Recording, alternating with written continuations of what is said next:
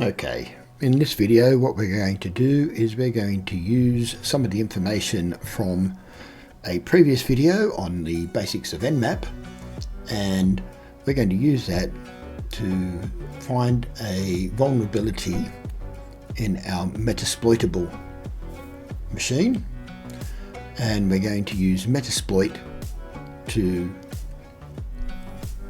exploit that vulnerability. So what we're going to be looking at is we're going to look at vsftpd 2.3.4. Okay, so what I will do is I'd copy that. I will go across to my browser and I would copy in vsftpd 2.3.4 and CVE, hit enter. From the results I would select CVE 20112523 detail from the NVD, which brings us to here. Right. From here I can see that vsftpd 2.3.4 that was downloaded between the 30th of the 6th 2011 and the 3rd of the 7th 2011 contains a backdoor which opens a shell on port 6200. Now a shell gives us access to that machine. If we scroll down, and we can see here under the tags that this here has an exploit. This site has an exploit for it. So we could click on this, which takes us to Packetstorm, and from Packetstorm we'll find out that here is the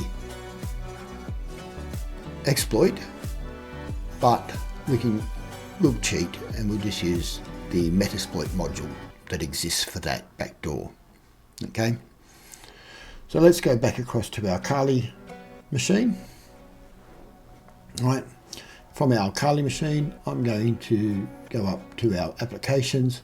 I'm just going to type in Meta for Metasploit. We look for the Metasploit Framework, Kali, or whatever your password is. In my case it's Kali. You'll see here that you'll get a whole lot of different things come up. Alright, don't worry about it as long as you have the MSF prompt. That's what we're after. This here is just stuff that comes up and it will change every time that you open Metasploit. I'm just going to Control L to clear that out. Right, and let's just make it a little bit bigger. I'm just going to do a search now, right, for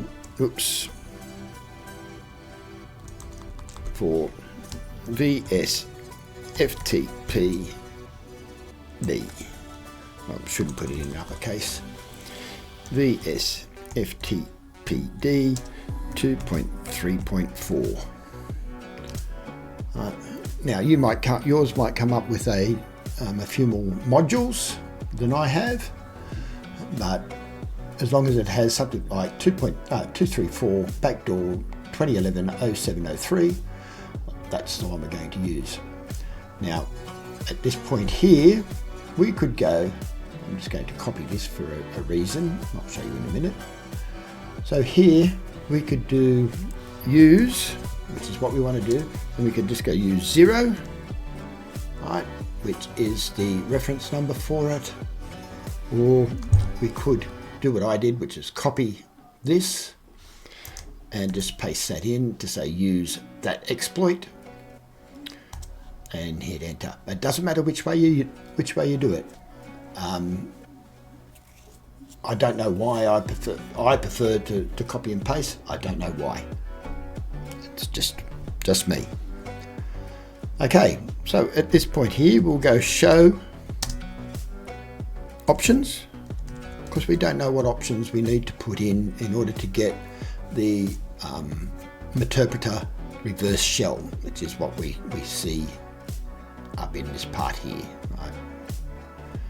So we'll go show options, and it gives us quite a few options. Now, what we're interested in, right, is usually anything here that says yes under required means we have to put something in if it's not already there.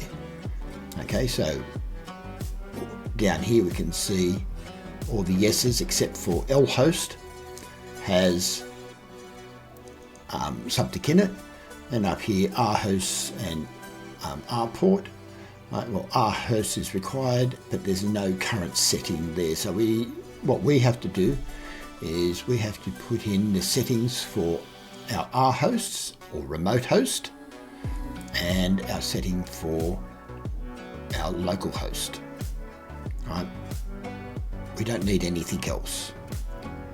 Okay, so I'm just going to clear this, and I'm going to go, pardon me, I'm going to set our hosts, and it does have to be in, I'm pretty sure it has to be in uppercase, but it does have to be our hosts in plural. And type in the IP address of our host. Now my host is 192.168.122.103. Yours will be different. And I'm going to hit enter, and we can see that that has accepted our hosts as 192.168.122.103 as being okay. Even if it's wrong, it will accept it. Now we'll go set lhosts, so st, now this one's not plural, lhost is 192.168.122.64 is mine. Again, yours will be different. Right, so we've set lhost and we've set rhost, so now we should be ready to run, and we can see that it's running. Now mine comes up with that it has a meterpreter. So who am I? Ooh.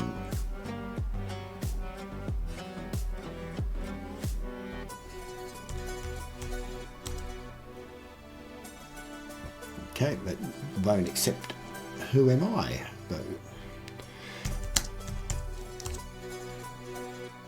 Okay, but we can see we have a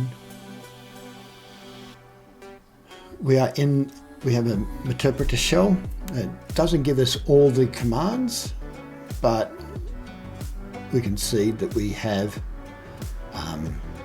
access, cd home,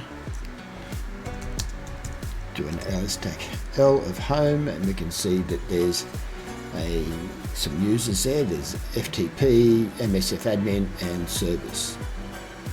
Okay, so that's just a basic meterpreter shell.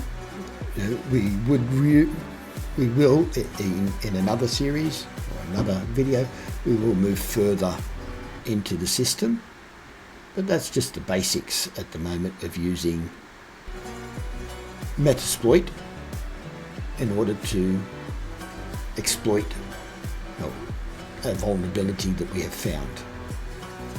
Okay, so that is it. I hope it's been helpful, and I'll see you next time. Bye.